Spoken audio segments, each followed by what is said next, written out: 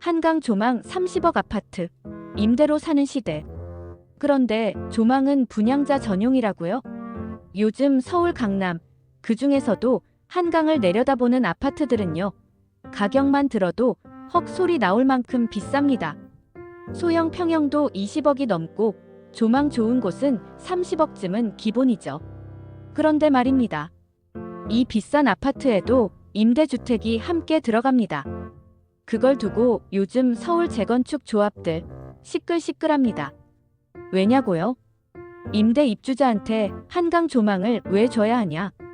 우리가 30억짜리 집 지었는데 그 앞에 임대 주면 가치 떨어진다.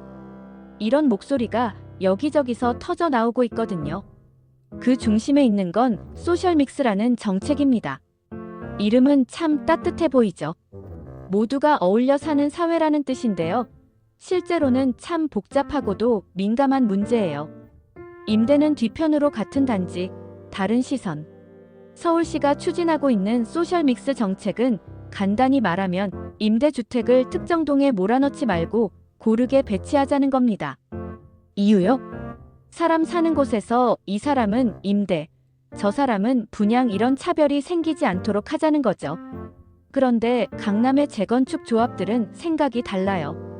우린 수십억 들여 재건축하는데 한강 조망 뺏기면 그게 손해 아니냐는 논리예요.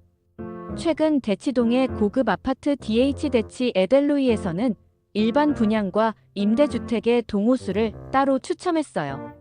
이미 추첨까지 끝났고 서울시도 20억 원 현금 기부를 받는 조건으로 그냥 넘어갔습니다.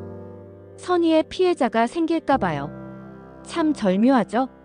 잠실, 여의도도 조망권 갈등. 서울시장은 유연화 주문.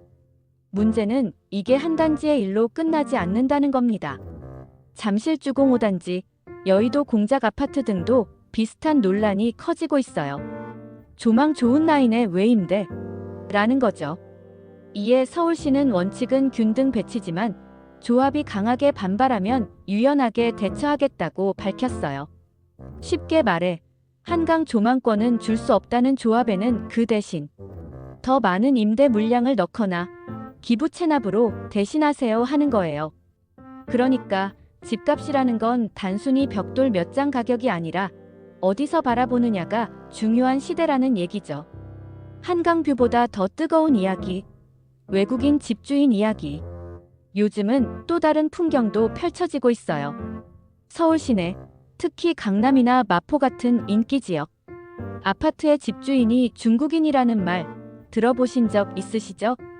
지난해 말 기준 한국 주택을 소유한 외국인이 10만 명을 넘어섰다고 해요. 그 중에서도 무려 절반 이상이 중국 국적입니다. 수도권 아파트를 사들인 이들이 대부분인데요. 대체 왜 이렇게 많을까요? 사실 한국인들은 중국에서 토지를 살 수 없어요. 그런데 중국인들은 한국 땅을 꽤 자유롭게 살 수 있거든요. 이 불균형을 두고 최근엔 국회의원들도 외국인 토지거래 허가제를 도입하자며 법안을 발의했답니다. 지금은 외국인도 강남 한복판 아파트를 매입하고 임대 놓을 수 있는 구조예요. 그러니 한강 조망 아파트의 집주인이 서울 사람이 아니라 해외 투자자인 경우도 점점 늘고 있는 거죠. 그렇다면 한강이 보이는 30억짜리 아파트에 새 들어 사는 사람, 그 집의 주인은 서울에 살지도 않는 외국인일 수도 있는 거예요. 이제는 어린이집보다 노치원. 이쯤 되면 우리가 사는 도시는 점점 달라지고 있다는 걸 느끼시겠죠. 조금 다른 얘기지만 서울시가 최근 발표한 9,988 서울 프로젝트도 그런 변화의 연장선입니다. 서울 시민 중 노인 비율이 어느새 20%에 가까워졌고요. 반면 0세에서 9세 유아는 고작 3% 남짓이에요. 숫자로만 보면 이제는 어린이집보다 노인을 위한 데이케어 센터가 더 필요한 시대라는 거예요. 그래서 서울시는 폐원하는 어린이집 자리에 노인을 위한 노치원을 세우겠다고 발표했습니다. 또 재건축 재개발을 할 때 2,000가구 이상이면 요양시설 설치를 의무화하겠다고 했어요. 하지만 이런 발표가 나올 때마다 주민들 반발도 만만치 않아요. 우리 아파트에 노인시설 들어오는 거 싫다. 이미 집값 높게 주고 샀는데 불편해질까봐 걱정된다. 이런 현실적인 고민도 계속 부딪히고 있어요. 그래서 시범 아파트처럼 재건축 구역 지정이 1년 넘게 미뤄지는 일도 생기곤 합니다. 우리 도시는 어디로 가고 있나? 한강 조망을 누가 차지하느냐? 30억짜리 아파트에 새 들어 사는 사람의 권리는 어디까지 인정받아야 하느냐? 노인과 아이 중 어느 쪽을 위해 도시 공간을 바꿔야 하느냐? 이 모든 논쟁은 결국 우리가 어떤 도시에서 어떤 사람들과 함께 살고 싶은지에 대한 질문 같아요.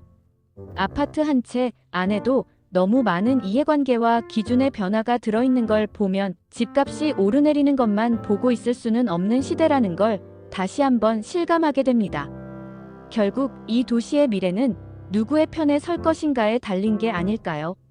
조망권도, 주거권도, 공공성도.